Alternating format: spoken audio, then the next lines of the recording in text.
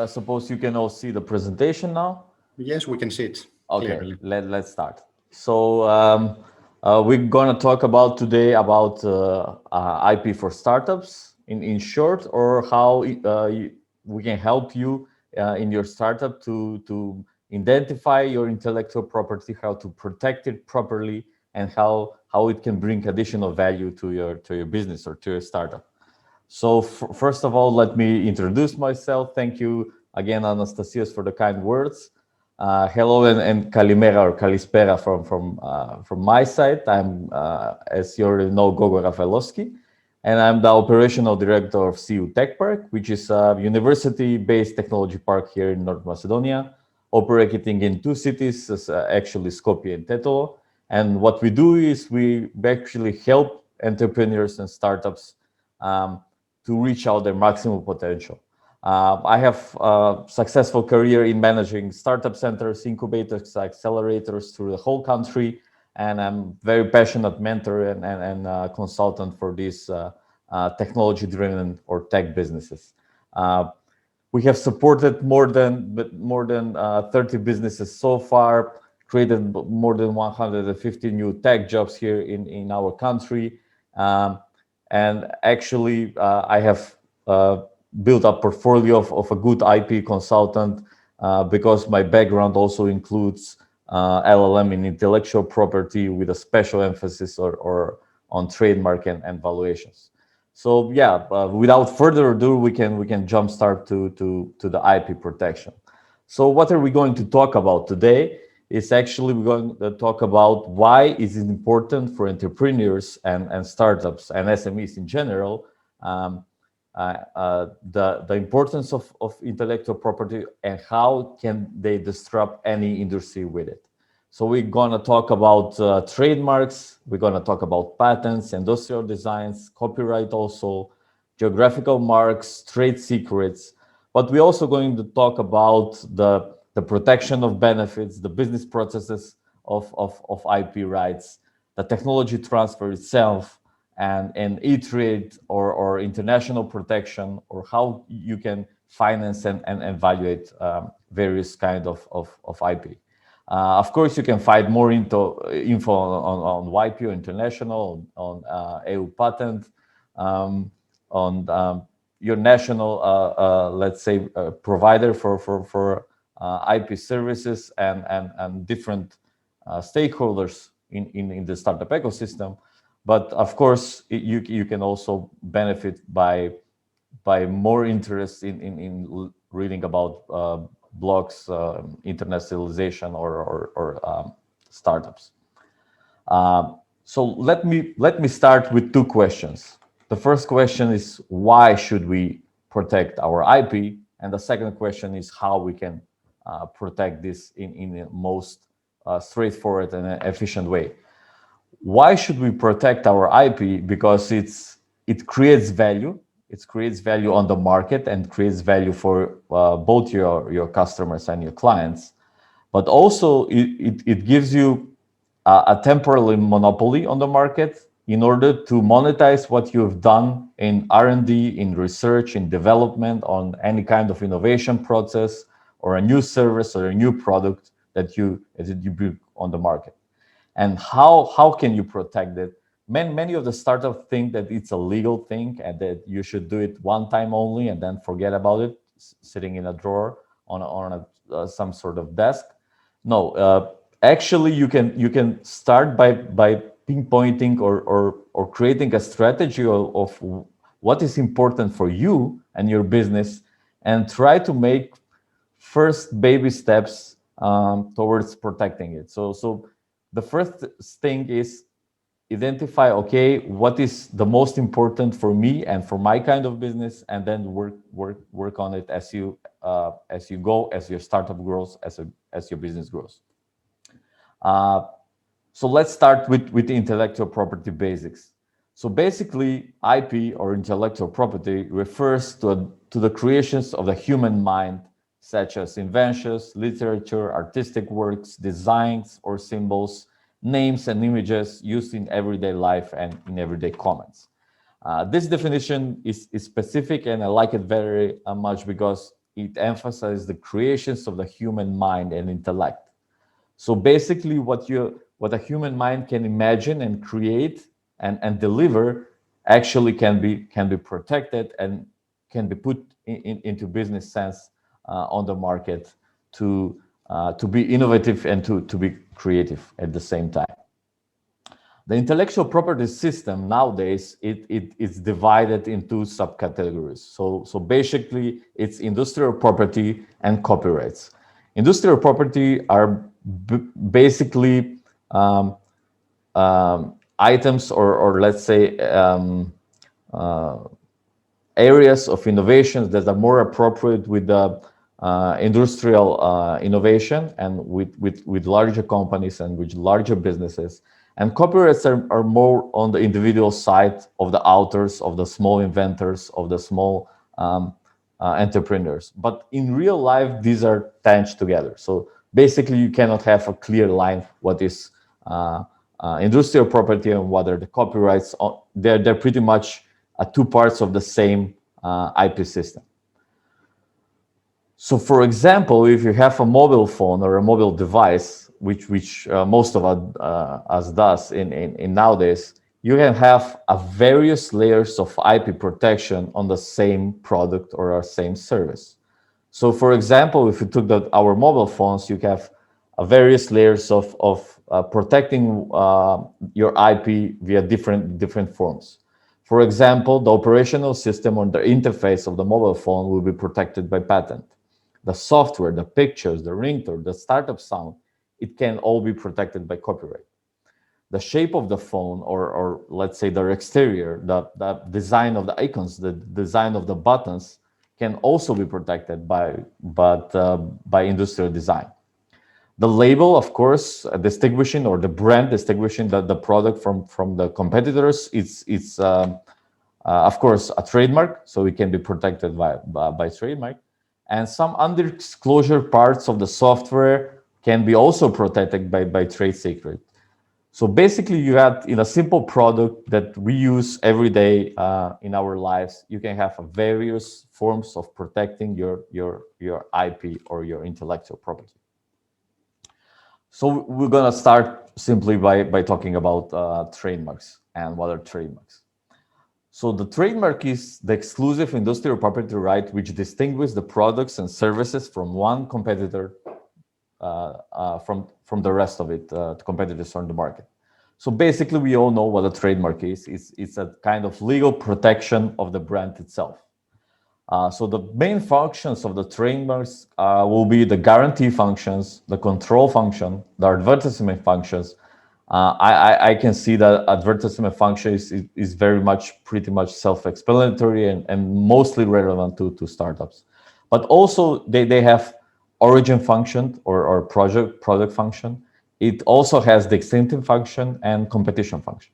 So basically, a trademark or a brand should allow your customers to identify your product or service right away from the rest of the competition. So what are the general protection conditions for a trademark? What can be protected?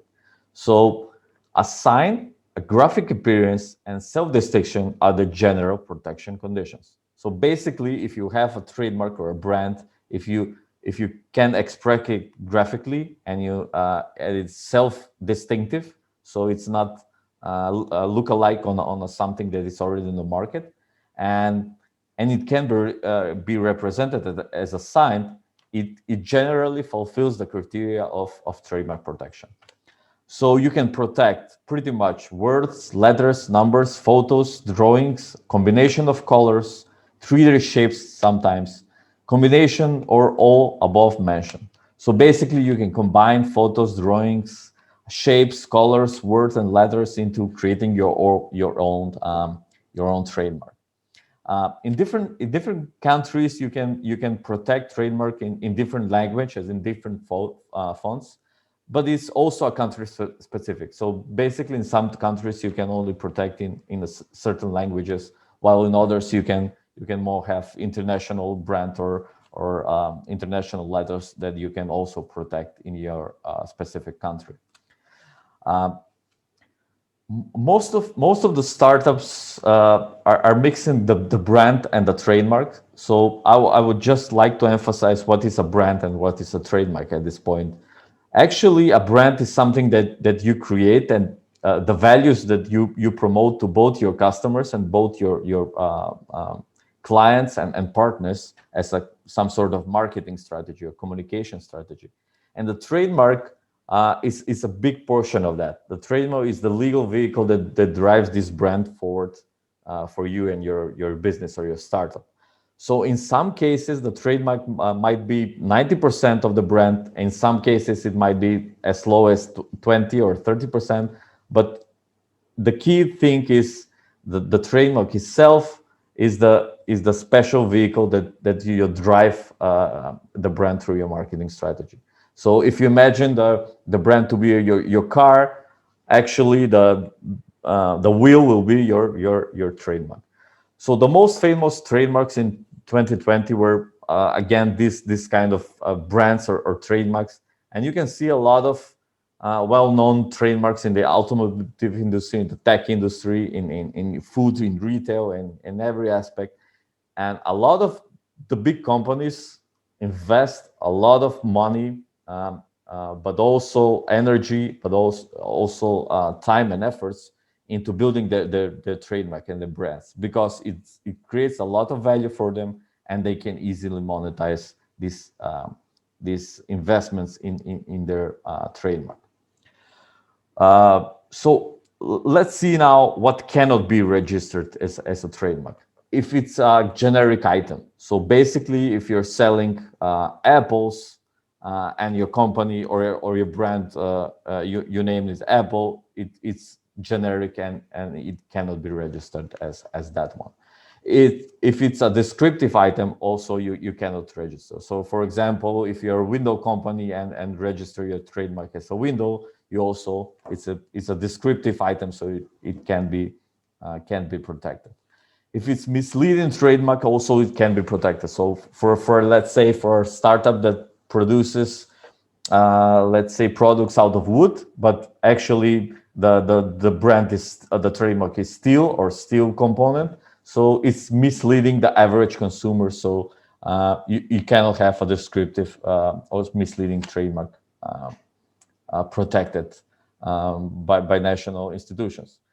Also, anti-moral, religious, contrary to the law and order, flags of national countries, coat of arms, official symbol of government institutions, international bodies and organizations also cannot be protected.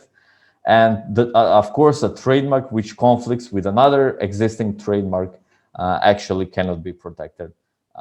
Either it is registered in your country or don't register it yet in your country. For example, if you took a well-known brand from China and you try to register it in Greece or in non-Macedonia, you might be declined this kind of application because it conflicts on other existing trademark.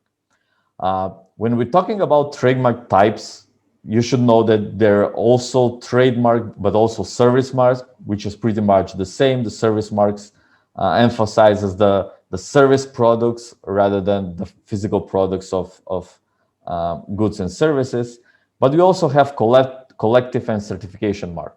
So for example, one of them would be Wordmark, which allows you or allows any economic operator to put this trademark on its product if only 100% of the product is a WOW product.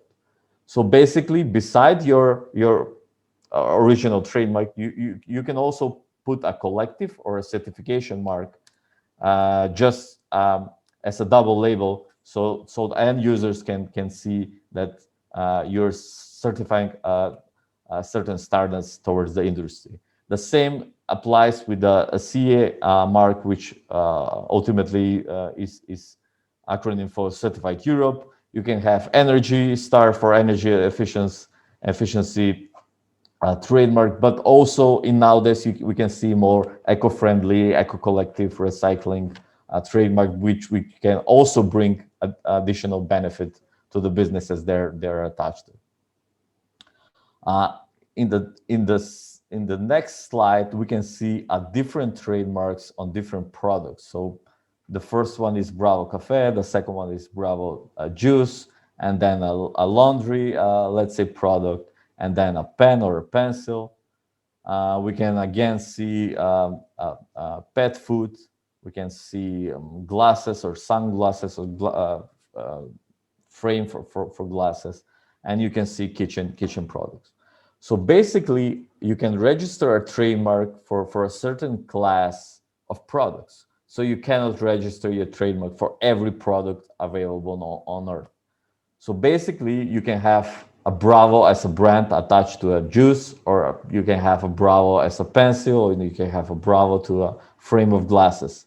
But you cannot make Bravo brands on every product. And this is something that the national bodies and the European laws also encourage to be the protection to be on certain class of products only, because it gives you, like we said, a temporary monopoly to monetize your market and monetize what you're doing. And actually, it's logical to be as specific as possible when you have this kind of products or services. So you just research what you do the best and categories on which products and services you want to protect your trademark. So let me follow with another example. So are these trademark registerable? So the first example is actually a Coppertone, which is a case from Germany from the 70s, which is pretty much a word made of two words, which is copper. We know the copper as a material, and the tone, which is, of course, a skin tone. So basically, this kind of business wanted to register the trademark of Coppertone, and they were firstly rejected originally, and then they came back, and they added some colors, and some rainbow colors, added images, and different color schemes in order to apply back. And then with this kind of features, they ultimately registered the trademark, and now it's officially registered trademark in Germany.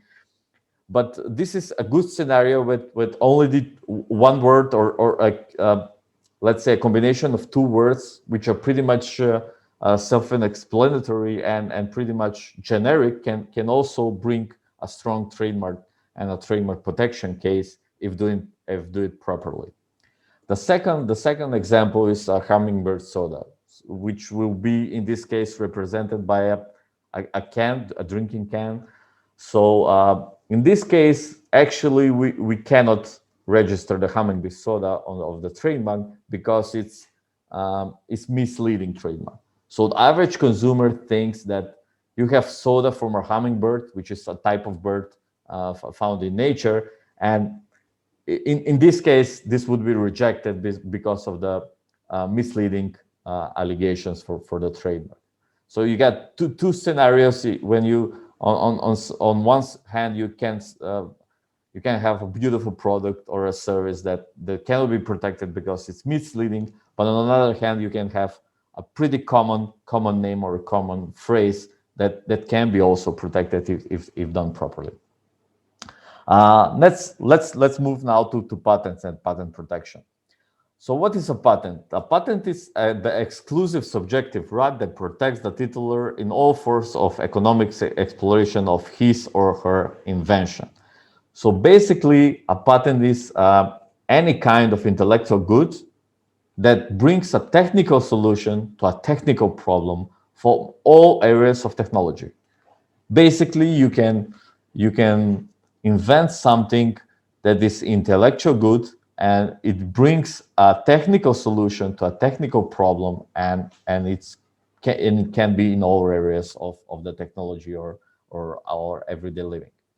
So the titulars are the natural person that stand behind the invention. It might be one person, it might be a group of persons, two or even more, as the inventors and their legal ancestors. So basically, you can invent something and patent something, but you can transfer the economic part of exploration of that kind of patent to a different kind of person, to a group of persons, or to a separate company, let's say, or NGO or organization or whatever.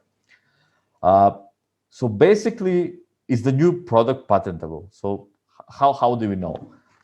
We know it if it fails under the patent law subject. So basically, if it's invention, it is a novelty or a new product that has innovative development advantage and is appropriate for industrial usage.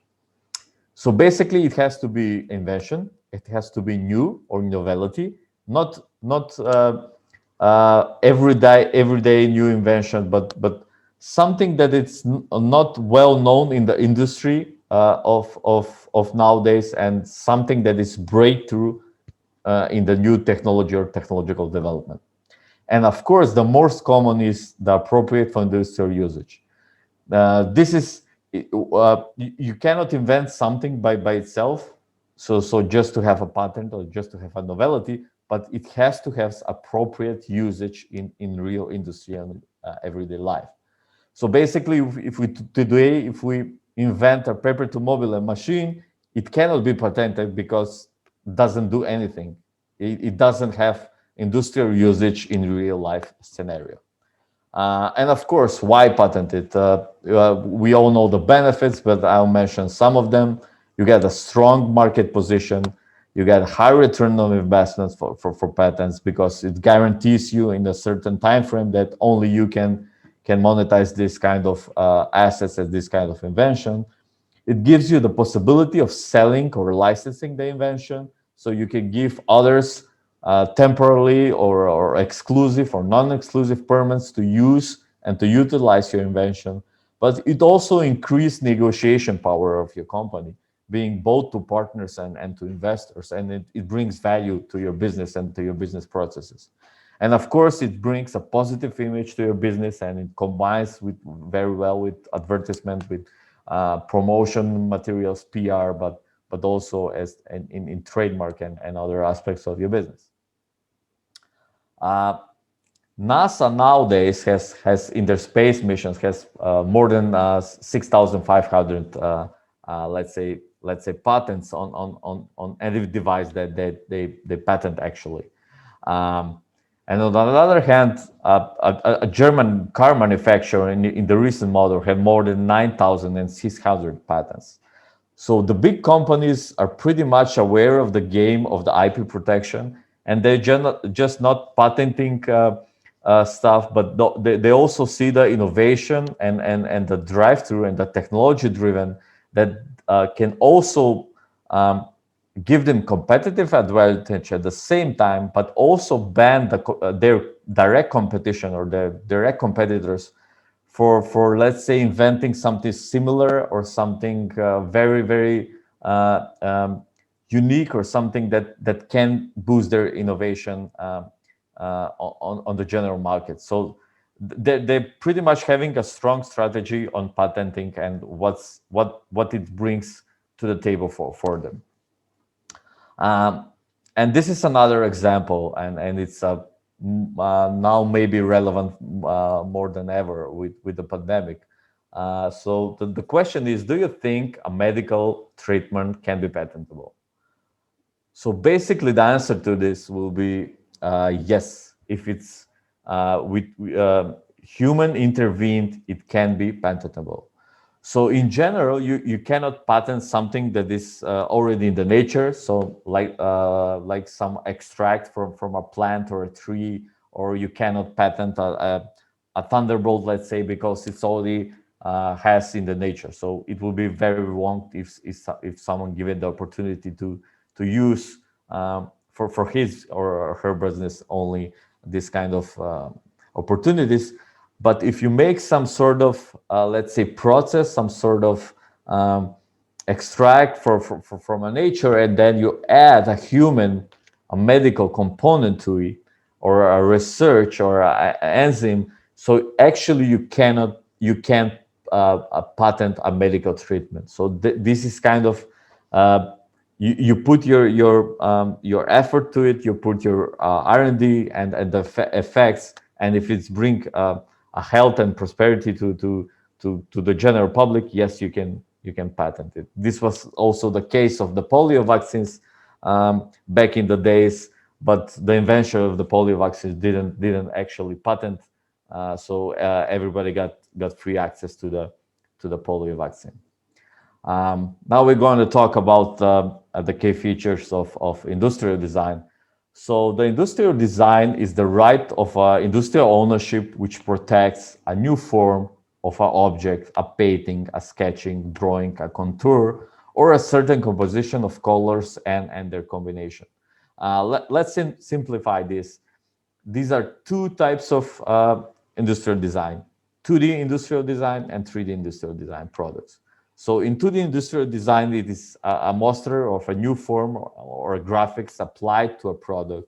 And when we're talking about 3D industrial design, it's a more a model, a new form or a new shape of an object. So basically, we have the example of Coca-Cola that they do the both. So basically, the 2D industrial design, they print on the plastic caps that actually has the Coca-Cola drink in them, and the 3D industrial design actually is of the shape of the famous Coca-Cola bottle that we already know of. It is very crucial to differentiate that the industrial design reflects only the aesthetic aspects or the exterior, the outside appearance of the product, but not the content and the itself. So basically, the industrial design will be protected only if it's a new, original, or has well-recognized individual character. So by industrial design, you cannot protect, like say, scissors, should they work or if they work or not. You cannot, let's say, protect the design of the bike by the functionality, sorry, of the bike. Does it run or does it not? And in the this light form also, you cannot protect what does it function or not, but rather only the exterior part or only the appearance of the product itself. So basically, it has to be a new, original, and has well-recognized individual character. There is a recent case in an original design protected against copies, of course, by the Dutch manufacturer of Lego blocks. We all know the Lego building blocks. We use them as a kids. Probably our kids nowadays also know them. But there used to be a dispute between Lego and actually a German company recently, and they disputed over the original design of the building blocks of the Lego copies. And actually, the EU court said, okay, this is very much original, and the Lego has all the rights for the original design, and anybody else cannot just copy paste their design. Either it is still minimalistic and it's a more functional design than aesthetic design. But yeah, the European court says, okay, this is something that belonging only to Lego, and it shouldn't be, and it should be protected against copies on the market. When we're talking about trade secrets now, trade secrets is in general any kind of confidential information. So it can be process, a new technique or know-how or a compilation of data, for example, a client database for software development companies. But it also can be design projects, maps, algorithm, computer processes, PC programs. But it can also be business strategies or business forms, business plans, marketing plans, export plans, and any sort of planning process that is written down and has a stamp of originality of the business owner. But also financial information, the personal database, checklist, manuals, ingredients, and of course R&D and growth activities can also be part of the confidential information system. So any part that is pretty much a secret for you and your business can be integrated in the trade secret. Um, so the minimum standards criteria for protecting the IP via trade secrets is the information must be a secret, of course. Not everybody should be aware of not everybody um, should know about it. And the information must have commercial value. That's why it's a secret. So you cannot protect like everyday stuff or everyday life or everyday processes, but it has to have a commercial value both to you and both to your competitors that bring this advantage to the market. So the titler also itself of the information must have undertaken minimum set of steps required so the information will remain secret in the future. So this means that if you have a secret recipe, a secret process, or a secret formula for something, or maybe a code if you're a tech company, then you should have a minimum criteria set that not everybody in your everyday business activities knows about this, and you have undertaken minimum criteria that this should remain a secret. The most famous trade secrets are the Windows source code, actually the secret formula from Coca-Cola, and the KFC secret recipe for the sauces, being the most famous trade secret. What is the difference between trade secrets and patents? In the case of the Coca-Cola, it's because of several activities, but the main focus is that if you file a patent application, you disclose your secret recipe to the general public, and then you get some protection on certain years. But after finishing these years, the secret formula is not secret anymore. So it's general public domain from that date onwards, and basically everybody with the formula can produce it. While in trade secrets, the theoretical, let's say, non-disclosure of the secret, it's indefinite. So basically, as long as your company or you are keeping the secret and nobody else knows about it, you have unlimited potential to commercialize it through the years. So basically, in the Coca-Cola industry, only two guys know the secret. They don't know each other. They don't fly. They don't go to conference together, and nobody knows what the second person having the secret formula. And the secret formula is in a vault in Atlanta and heavily protected. So when we're talking about strategy, maybe different strategy applied to different businesses and to startups.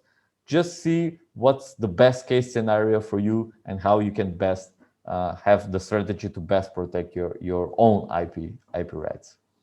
Now let's move to geographical labels and geographical labeling.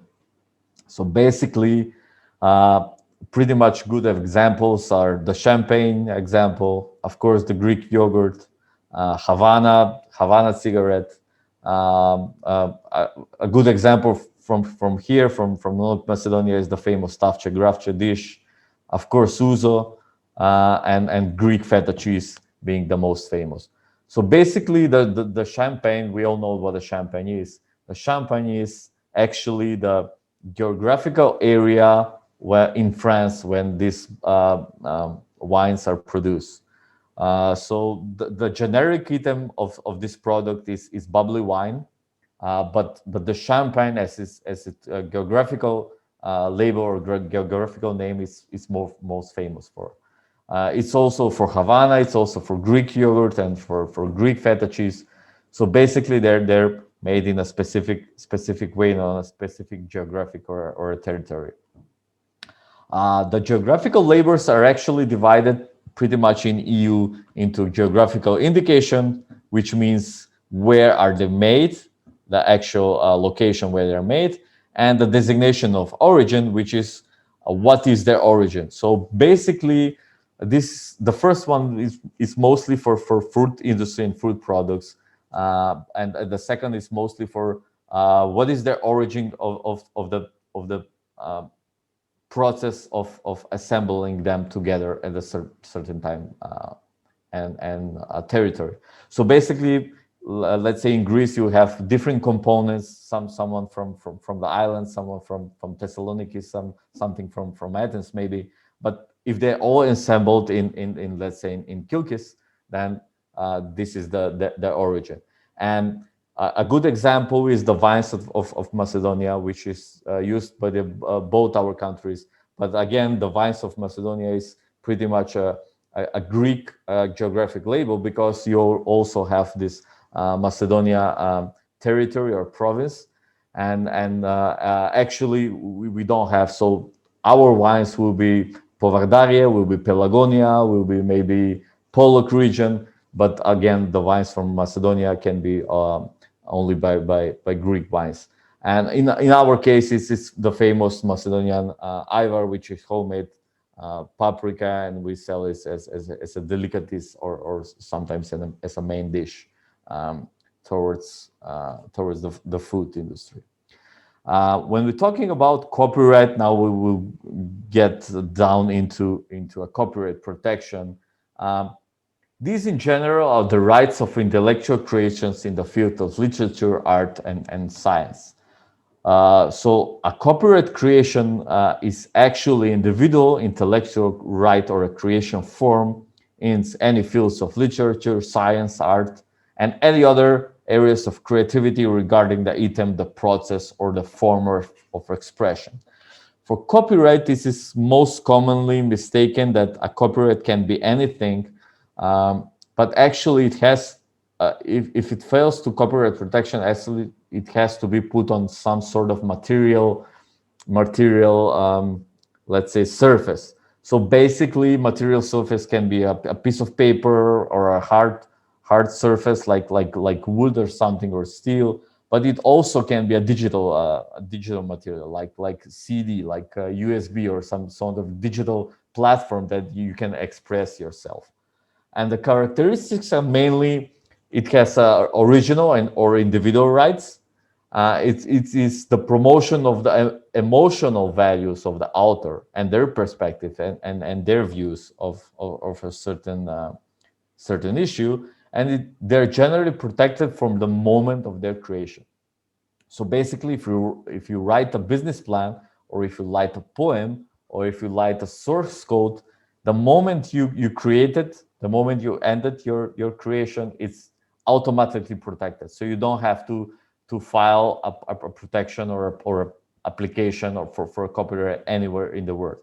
So basically, if you're a tech startup, if you're trying to code and you finish your code, it's generally protected under the copyright and related rights. So the copyright actually can be processing like cultural heritage and copyright creation, but it also can be encyclopedia, anthology, database, or a set of documents. And it is a copyright by itself, either if it's a set of already established documentation or already known documentation in your company. It's because of it, the choice of the arrangements of this sort of documentation or the authors. It's an individual copyright made by the author himself or herself. So basically, that means if you're creating an encyclopedia or creating let's say a book of poems, and you rearrange the poetic order of the poems, you're creating a collection of copyright or a copyright by yourself. And the integral copyrights are sometimes the title, like the music title or a play title in a theater, or actually architectural blueprint that can be also a copyright by themselves if it's too general and if it's too specific. Now let's see what cannot be protected as a copyright. So basically, idea, a concept, cannot be protected as a copyright. So if you're a startup and if you're saying I have this idea but I cannot tell you because it's copyrighted, or you might steal it for me, believe me, it's not the case. So the general idea, the concept cannot be protected. in that case, if anybody comes with an idea for opening a cafe, a restaurant, or let's say a hairdresser, anybody else should just ban it, because it all starts with just this kind of idea or concept. Also, official text from any form of government, public, or judicial body, and the translations when it's published as a public text cannot be protected as a copyright. And the author or the authors in plural get recognition for her or his exclusive commercial right, erga omnes, along with other personal and material rights which are unbreakable apart from his or her copyright. This means that the author gets full both moral and material rights to publish or not to publish, to commercialize or not to commercialize his copyright or his artwork. So in general, this is kind of a showcase. Is your or author's copyright if you get a tattoo of a tattoo artist by yourself? So basically, it has 2 points. If you go with your design to a tattoo artist and you say, okay, I want this kind of particular tattooed on my body, then the author doesn't have the copyright on this artwork, because he only made the transaction and he just inked you with the design you already had. But if you say I need a certain flower, for example, and feel free to choose the design of the flower, then actually the tattoo artist has the copyright of the design that you're wearing on your body. So technically, he won't be maybe charging you fees or royalties, but in practice, he has the full copyright of his design, although you previously paid him for doing him that. Now let's talk about technology transfer and how this IP related rights can have effect on the business case. So the most common example of technology transfer of intellectual property are actually the well-known licensing or franchising, the know-how agreements, the export, import, or sales of capital good agreements, also on-demand agreements, ad hoc agreements, but also consultancy agreements, services. So once you've identified your IP and started steps or already protected your IP, these are the most common ways to transfer your IP to another person or to another business. When we talk about e-commerce, a lot of e-commerce companies have their patent portfolios or trademark portfolios, or maybe in even cases, software or original databases and domain names that are according to them are the most valuable assets for them. So if you're in an e-commerce business, pay a special attention on the domain names, the databases, the web articles, the text, or the blogs that you provide to your customers. But also be aware of the personal information and then their protection, like the GDPR data. Different contents from external sources, hyperlinks. What do you share? How do you share it? Does it infringe other IP rights? And of course, the hyperlinks. Now I want to talk to you more about employees versus consultants. What are the IP rights from the employee side versus the consultant side, and what does it mean for your startup? Let's take an example. For example, you started a new company and you named it Purity, and you wanted to register a brand or a trademark in that name. So you hire a consultant, a logo developer actually, to develop a logo for you, and you drafted the specifics. You give him time, and he gives you back for example of your logo. So you choose any kind of logo you like, and you say, okay, I want to buy this logo, and you draft agreement. So actually, what consultants do is technically they develop a variety forms of brand or a logo design, and they're all technically their copyright.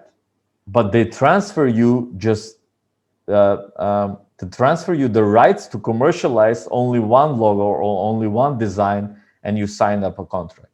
So technically, they're the owners of the copyright for the logo design, but you have unlimited power in commercializing this kind of logo to the general public, to your customers, and try to sell your products and services on that head. The second scenario will be, okay, a group of people are working on a software development or a program, software program, and they came up with this great solution. So basically, what we're talking about, the moral rights of the authors, bringing their names, their work, or the percentage of work they've done, they're ultimately their rights. So either if they're working individually, or either they're working as a part of a team in a company, the moral rights stays at them. So you have to have certain credits. Have to give them certain credits of their work done here. But the right to transfer or to commercialize this kind of software or a program, they can transfer to the company and say, okay, look, my company or a third company or I don't know, a different company, different region or different country has the potential to commercialize these products and have to give me royalties or revenues or one-time fees or whatever. So basically, what we're seeing here is, if you're part of a group that works on a solution, the moral rights stay with you, and you should be a creator or co-creator of the program, but the commercial rights might be yours to commercialize it, might be maybe you should transfer to another company or to your company to exploit it. Some golden rules to avoid conflicts with working with your employees or independent contractors in forms of consultancy is to ask for legal advice. Always ask for legal advice before conducting this kind of agreements. Please conduct written agreements in some sort of form. So the most weak written agreements are mostly better than no agreement at all. Have a contract signed before you start working. Actually, what a lot of startups signed afterwards and after finishing or some step of the procedure. Insert confidentiality clauses. If you're a startup, that you might find this difficult and you might find this boring, but confidentiality clauses to both independent contractors and to employees means sometimes that, okay, what you've done for me, you cannot done from let's say any other competitors with a similar product or service on the market.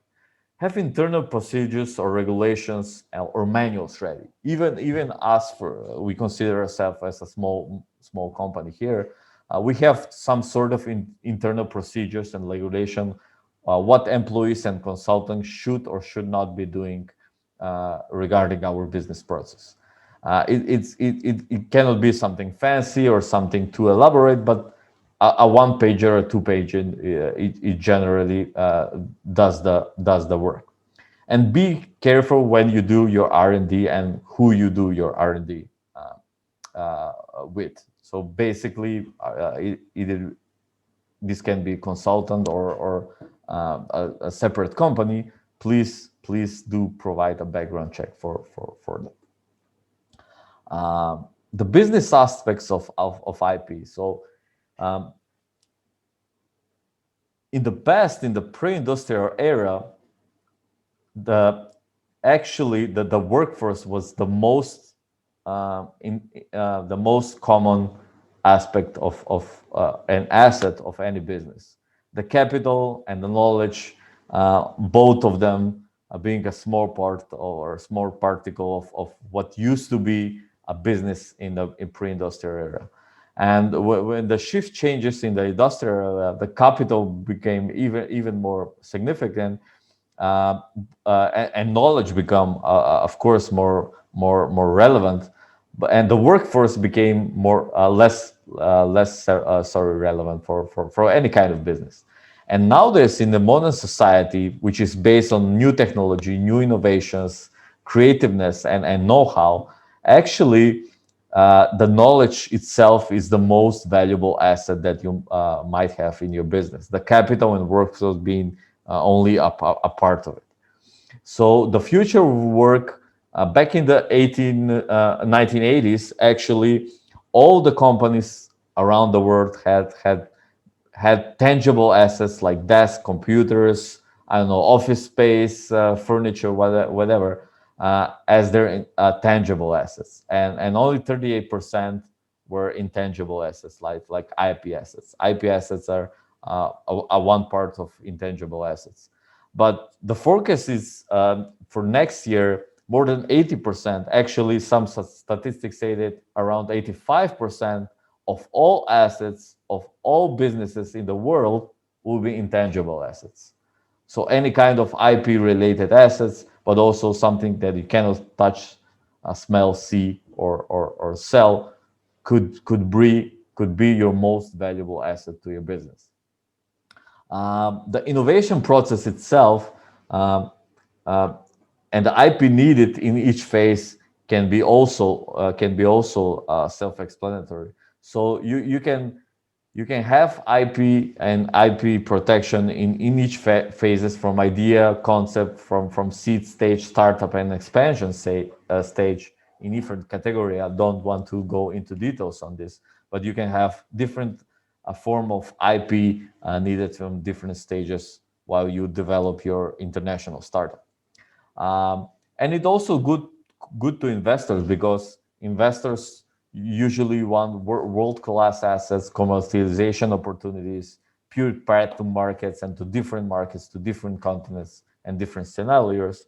They also like no downsides of the business, as low burden as possible, meaning the percentage stage or equity, but also they love IP because and protected IP, because patent, design, braid, trademarks, and trade secrets are usually easily to identify. It's easily to liquidate, and they give you this uniqueness that you've done your homework and that you know what you're doing on the market.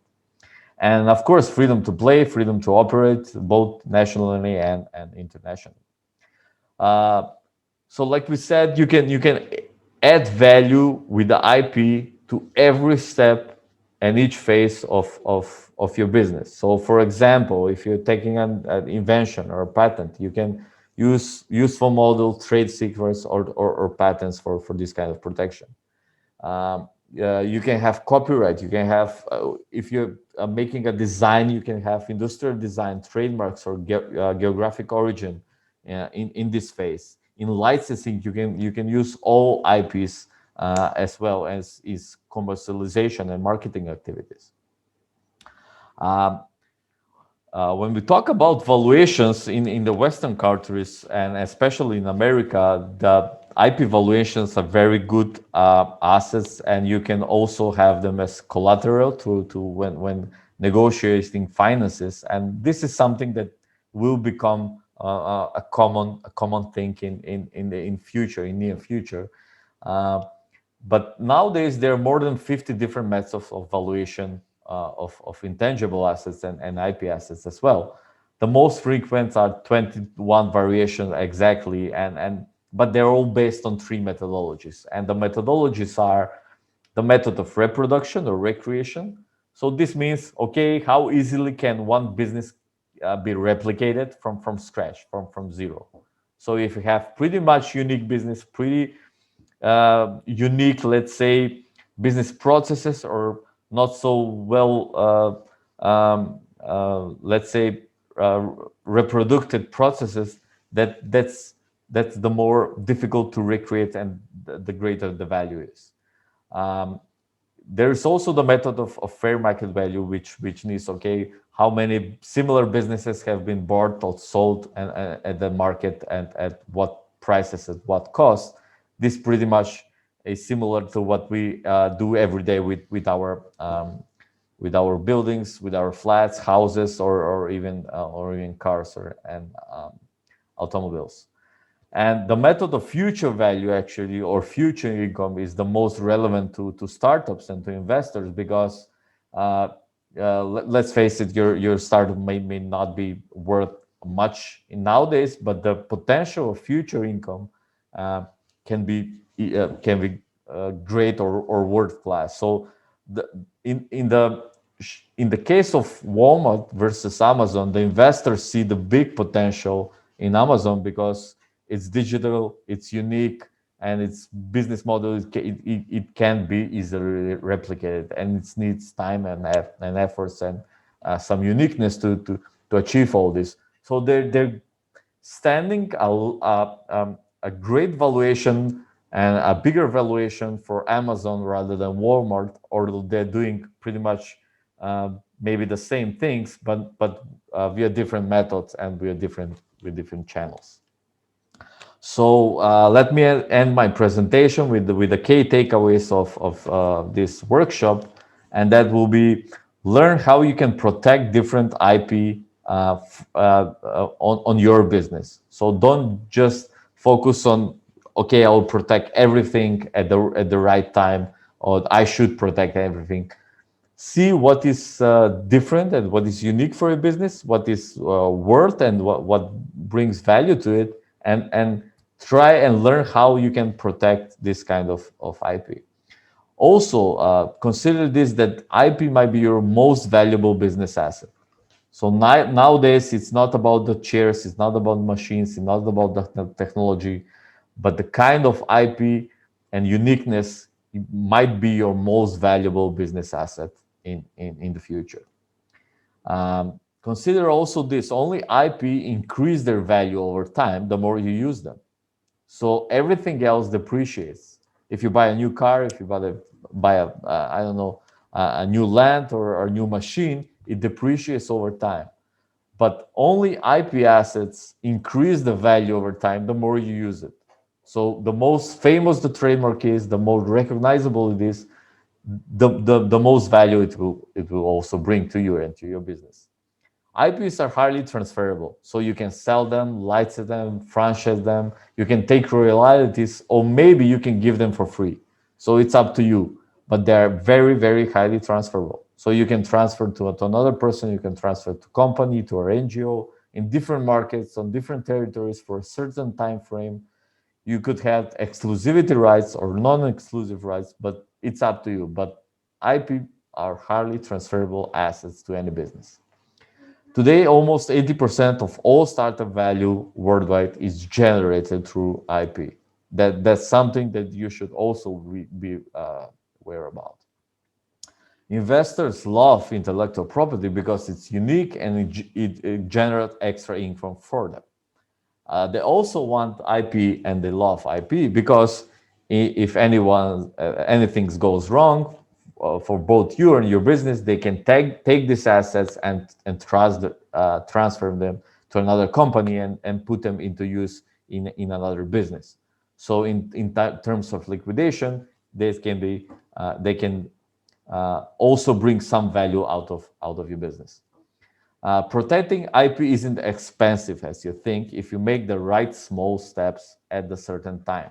So basically, a lot of startup thinks, okay, this is not for me. I'm not so familiar with IP protection, so I'll leave this for better ways when I have money or when I have time to do this. This is actually wrong.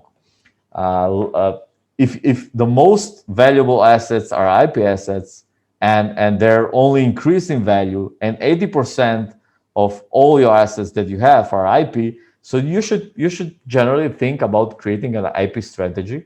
It shouldn't be a elaborate strategy of how to deal with IP, but say, okay, this is unique for me. This is what I should protect, and this is how I should nurture this and manage this.